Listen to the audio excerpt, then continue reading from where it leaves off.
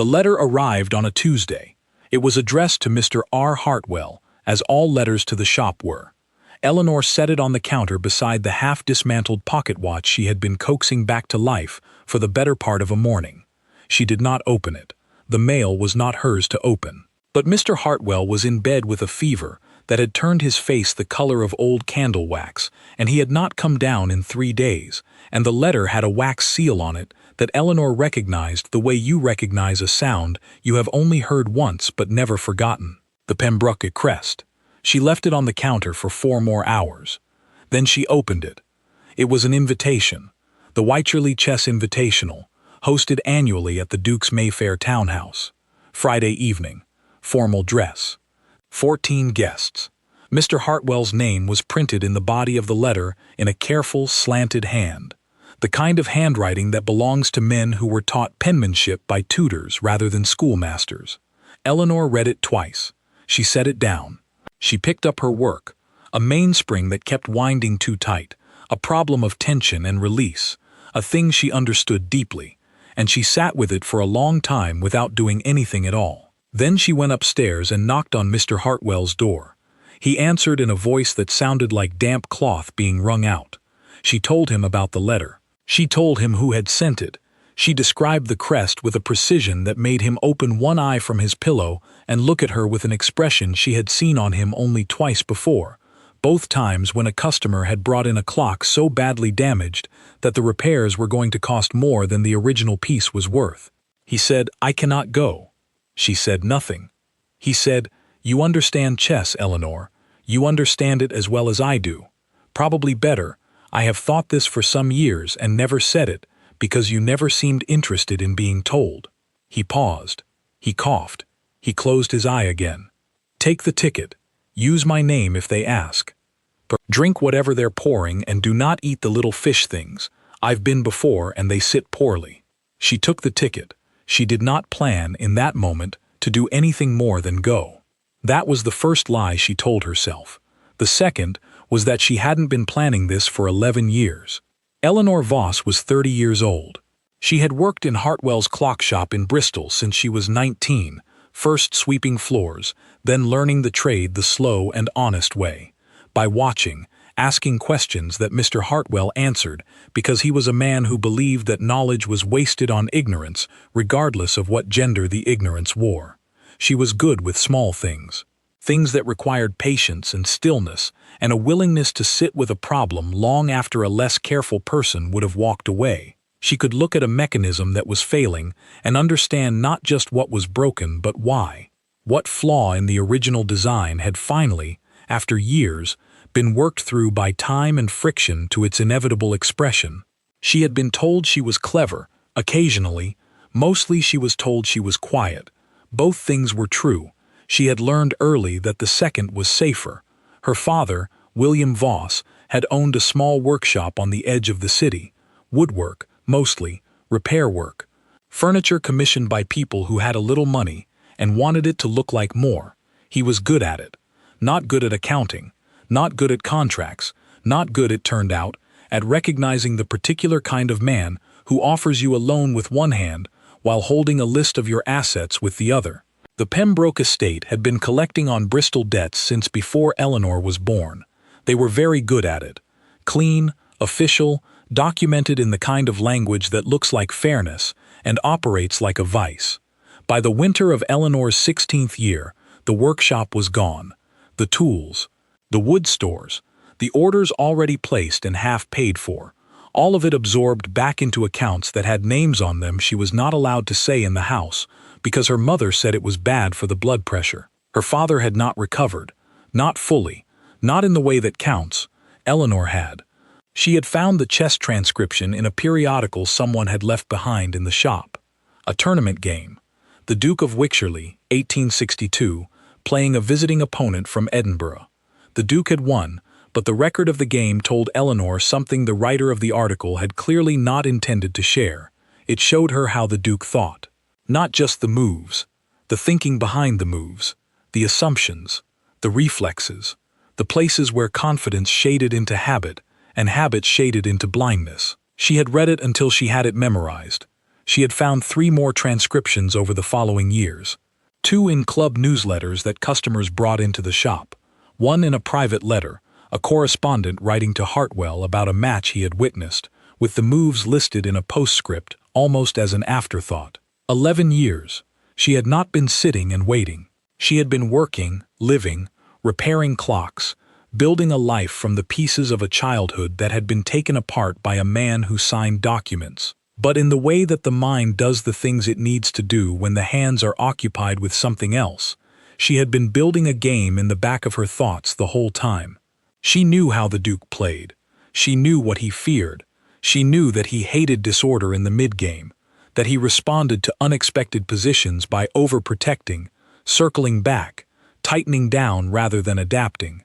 She knew that he trusted his queenside too much. She knew that his opening was strong and his endgame was strong, and that the middle was where he went stiff, where pattern recognition replaced genuine thinking, where he played the game he expected rather than the game in front of him. Create a game he had never seen before, in the 20 moves between the opening and the endgame, and then let him strangle himself trying to respond to it. The evening of the Invitational was cold in the particular way of London in November, damp and still, the kind of cold that doesn't announce itself but simply settles in your bones while you're looking elsewhere. Eleanor arrived by hired cab in a dress that was her best, and not quite fine enough for the occasion, and she knew this the moment she stepped through the door, and a man in livery took her coat, with a small and very controlled pause that said everything about the coat and nothing out loud. She gave Mr. Hartwell's name. The man consulted a list, found it, noted the discrepancy between the name and the person presenting it without noting it aloud. He was very professional. Eleanor followed him down a hallway that smelled of beeswax and old money and something floral that cost more per bottle than she made in a month.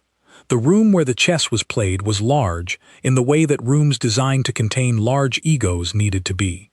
Dark wood, paintings on the walls, horses mostly, and one portrait of a man who shared enough features with the current Duke to be either his father or his grandfather, looking down from above the fireplace with the expression of a man who has never been told that anything he wanted was unavailable. There were 14 guests.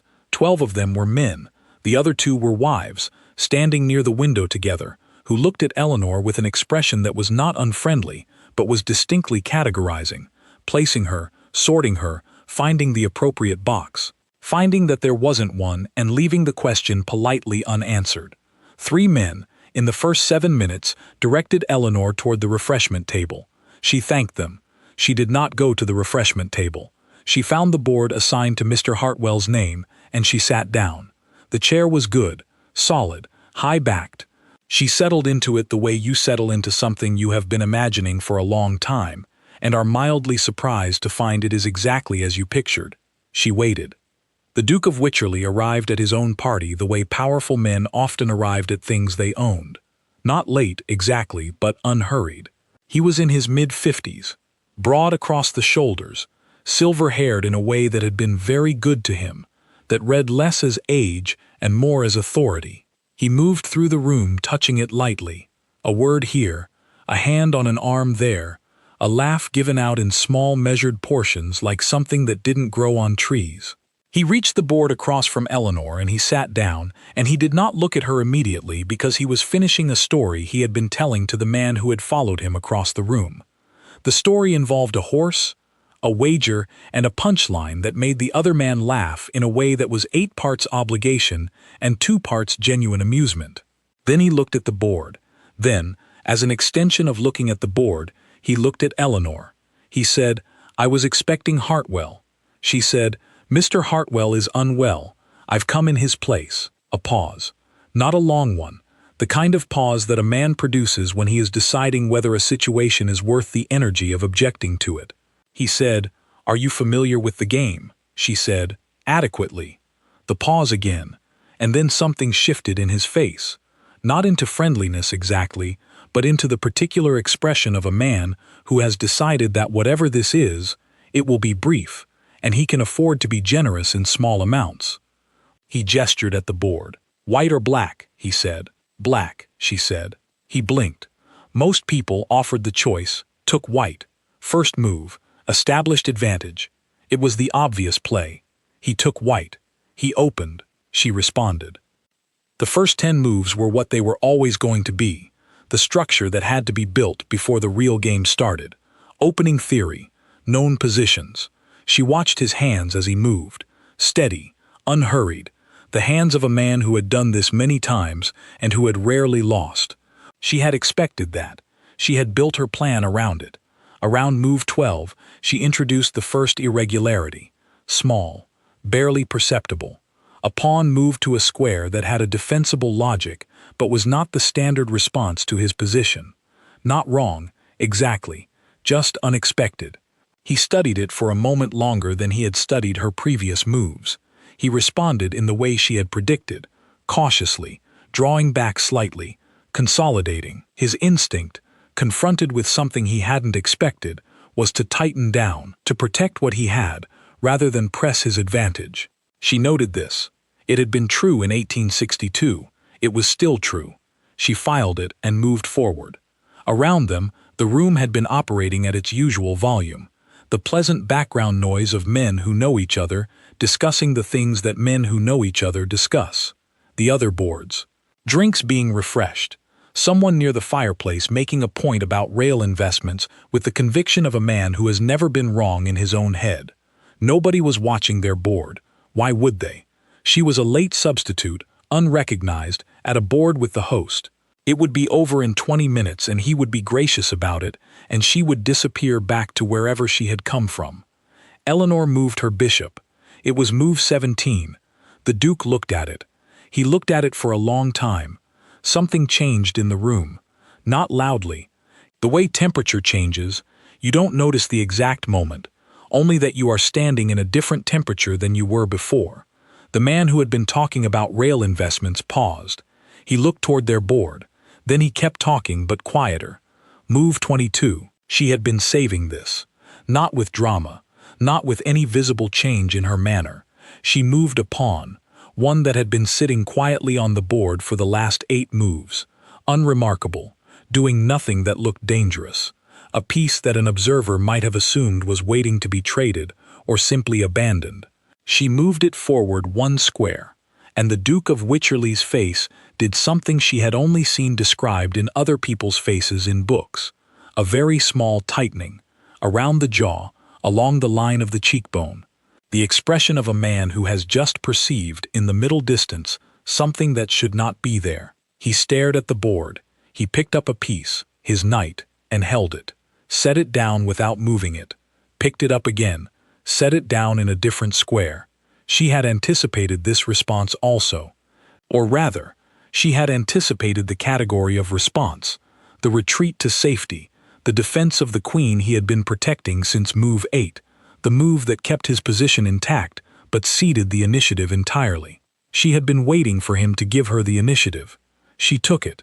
The man near the fireplace had stopped talking about rail investments. 3 people were watching their board now, then 4. Then the number became hard to count because people were drifting toward it in the specific way that people drift toward anything that is putting out the signal of something about to happen, slowly, not wanting to seem interested, arriving as if by accident. Move 25, move 26, move 27. Her pieces were not attacking. That was the part that would have confused a casual observer. There was no obvious assault, no dramatic sacrifice, no single move that looked like a killing blow. She was doing something quieter and more complete. She was closing off his space.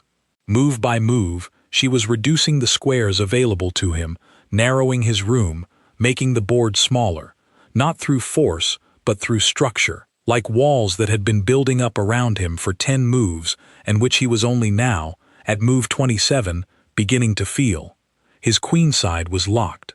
His king, which he had castled to safety on move 9 with the reflex of long habit, was in a fortress that was beginning to look less like a fortress and more like a box. He had 1 significant line of attack left on the board. She had seen it for 3 moves.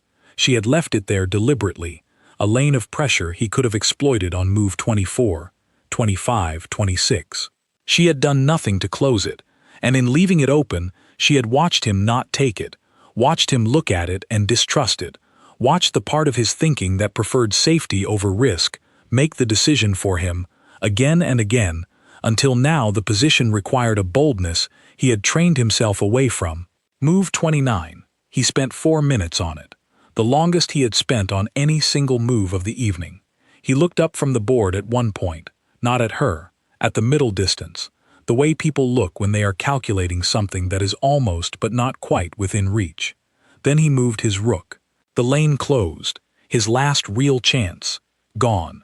He had closed it himself. She felt nothing dramatic at this, just a settling, the way a mechanism clicks into its final position, not an explosion, just the sound of something being completed.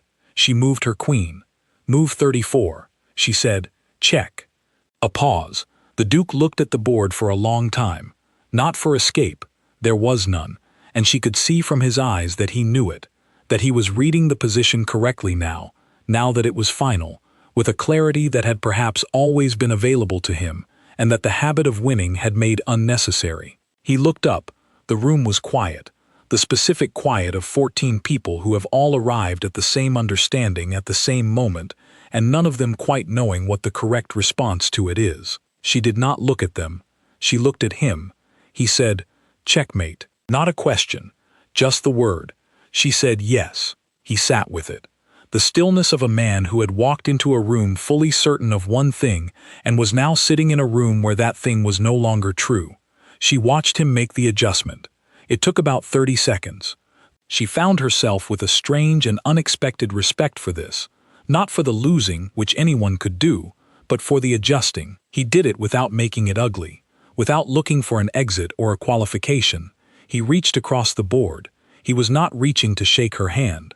He was reaching for his signet ring, the one he wore on his right hand, the Pembroke seal, the crest she had recognized on the outside of an envelope 3 days ago and 11 years before that, on the papers her father signed in an office that smelled like leather and cold ink. He set it on the board between them.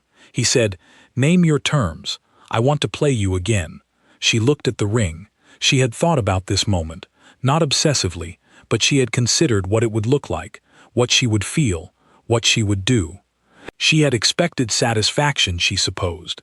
She had expected to feel large. She felt very still. She said, "Every year, the same table.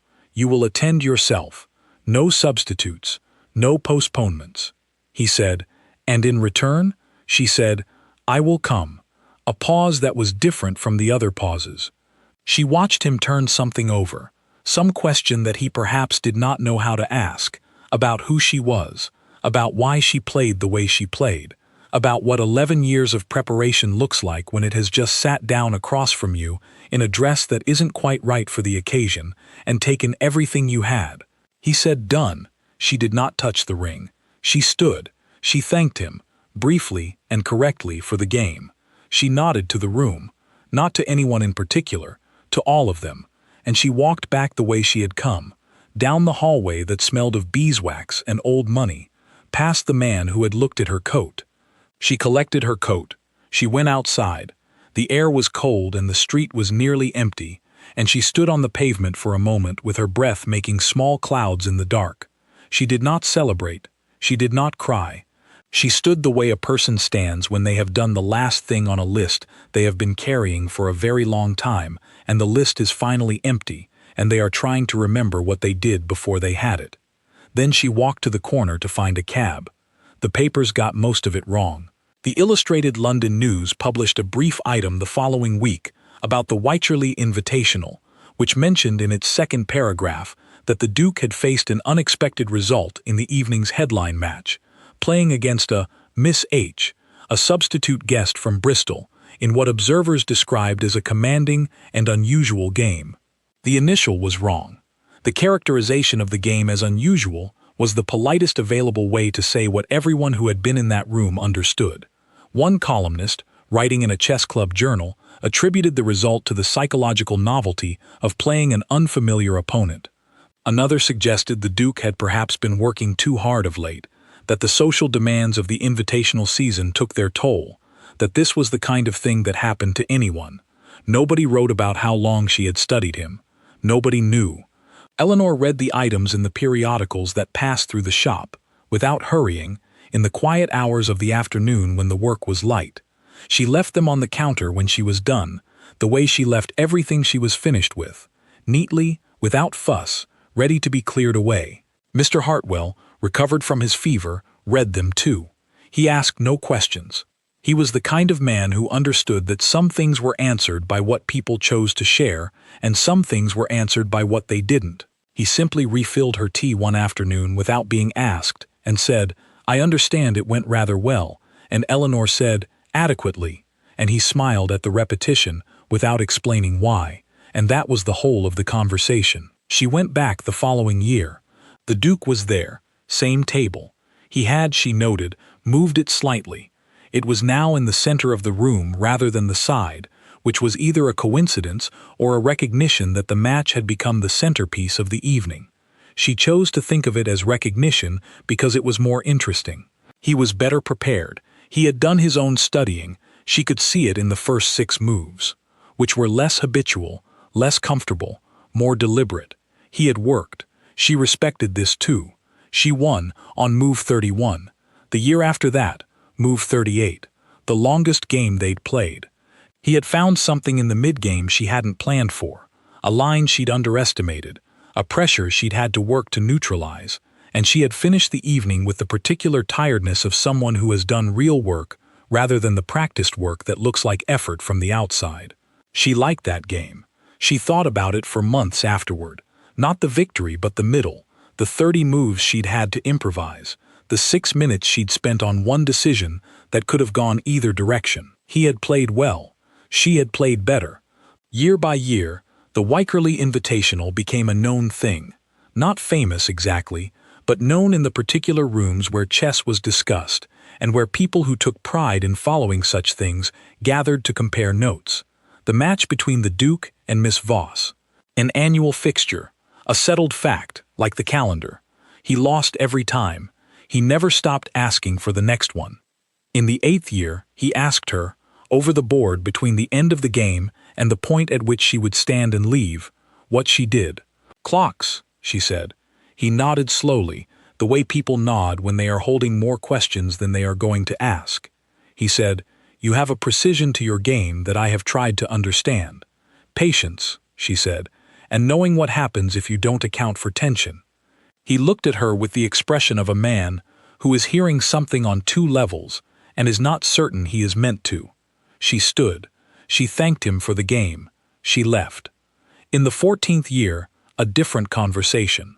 He had been doing something at the end of recent games that she had noticed and not commented on, asking the guests who remained to leave the room before she departed. Not dramatically, not in a way that required explanation. Simply a word to his man, a quiet clearing, and then it was just the 2 of them and the board in the large room. She had been waiting to see what this was for. He said, "I have been thinking about a workshop." She said nothing. He said, "In Bristol. I have holdings there, through the estate. A building on Catherton Street. You may know it. Small. Stone. It was a working yard of some kind. Years ago. Woodwork, I believe." He was looking at the board, not at her. "I've had it in mind to restore it, fund a proper repair workshop, something useful. I am not certain why I keep thinking of Catherton Street specifically. I expect you might have some insight into that." The room was very quiet. Eleanor looked at the board. At the pieces still on it, the position at the end of the game, his king in the back corner, her pieces arranged around it in the precise architecture of a conclusion she had engineered. She had been doing this for 14 years, building structures that looked like one thing and operated as another. This was her vocabulary. This was how she spoke. She said it would need full restoration, tools, a furnace, proper storage, everything that was in it before, replaced. He said, "Yes." She said, "That will be expensive." He said, "I expect it will." She looked at him now. He was looking at the board, at the final position, at his king, boxed in by pieces he had never quite managed to displace, no matter how many times he tried, and she thought she could see the moment he had arrived at, the moment of genuine understanding, not of the chess, but of the chess, of what it had been, of what 11 years of preparation and 14 years of annual return actually meant. He was not a stupid man. He never had been. He was a man who had been born into a set of assumptions so large and so comfortable that he had never needed to examine them from the outside. And then a woman had sat down across from him in a dress that wasn't quite right for the occasion, and she had shown him, 1 year at a time, the outside. He said, "Is there anything else the building should have? Anything you can think of?" She said, "A sign, a proper one, a name on the door." He said, "Whose name?" She said, "Voss." He said, "Yes." He wrote a letter the following week. She received confirmation 2 months later. Work began on Catherton Street in the spring, and she went down on a Tuesday afternoon in June when the scaffolding had come down and the door had been hung and the sign had been fixed above it in good iron lettering that would last. Her father's name on the door of the building that had been his, taken by a process that had looked like law and operated like something else. She brought her father. He stood on the pavement and looked at the sign for a long time. He did not say anything. He was a man who had learned, in the difficult years between the taking and the returning, to hold things without speaking them, and she was his daughter, and she had learned the same thing, and so they stood there together on a Tuesday in June, in the quiet that was not empty but full of everything that neither of them needed to say because they were both already saying it, in the way that people who love each other say things, which is mostly by being there. She looked at the sign. She looked at it the way she had looked at that pawn on move 22, the one that had been waiting on the board for 8 moves, unremarkable, doing nothing that looked dangerous, waiting with the patience of something that had always known exactly where it was going to land. The Duke died in 1901. He had played her 23 times. He had lost 23 times. In his private papers, which his son allowed to be reviewed by a chess historian who was preparing a memoir of notable amateur players of the Victorian era, there was a letter he had begun but never sent. It was addressed to no one by name. It said, in part, that he had played chess his whole adult life and had believed, for most of that time, that he understood what the game was for. He said he had been corrected. He said the correction had taken 23 years and he was grateful for each one. He said he wished he had understood sooner what it means to face someone who has been studying you since before you knew they existed, someone who has built a game in the space between patience and purpose, someone who sits down across from you not to show you what they can do, but to show you what you have done, move by move, 1 year at a time, until the position on the board finally matches the position that was always true. The letter ended there. He had not finished it. Eleanor Voss lived until 1919. She ran the shop in Bristol for the remainder of her working life. She kept Hartwell's clock shop too, which she eventually owned outright, purchased in installments from Mr. Hartwell's estate after he passed, on terms she had negotiated herself with the precision of someone who had learned very young what it costs to sign something you do not fully understand. She never gave interviews about the chess. She never wrote about it. She played correspondence games in her later years, letters sent to and received from players across the country, boards maintained in her head and on a small table beside the window, moves recorded in her steady, careful handwriting that looked like the work of someone who understood that what you put down in permanent form should be worth the permanence. She was good at endings. She had always been. The trick, she would have said, if anyone had asked her, which they didn't, which was fine. The trick was knowing the difference between the move that looks like it finishes something and the move that actually does. The look-alike move was the one people reached for. It felt decisive. It had the shape of a conclusion. The real finishing move was the one that had been building for 30 turns, unremarkable, patient, sitting in plain sight, on a board where everyone was looking somewhere else. You moved it 1 square, and the game was already over. It had been over for years.